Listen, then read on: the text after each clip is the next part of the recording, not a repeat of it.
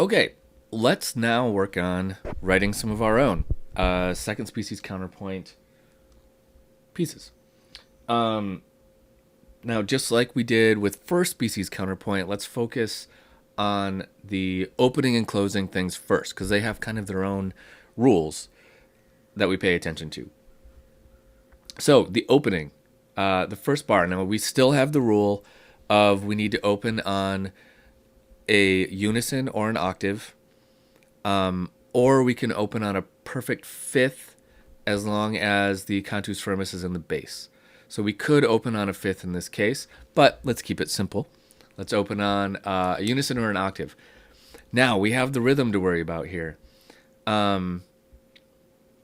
We could open right on the downbeat. So that would be an octave, right? And that would be okay so far. I need to do a different note here. But remember, we can also open on the second half of the beat like that. And here's what's interesting. Depending on what textbook you read, this is actually often called the preferred way to open a second species counterpoint. And the reason is that it helps clarify the independence of the two lines. You hear this one start, and then you hear this one start. And it's easier for the listener to hear that there's separate lines this way. So this is often kind of the preferred way for it to start, interestingly enough. It seems like, kind of a cheat to do it that way, but it's not. It's actually kind of good. So now let's jump to the end.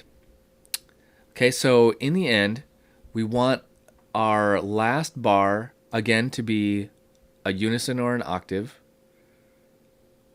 And the rhythm of the very last bar is always going to be a whole note.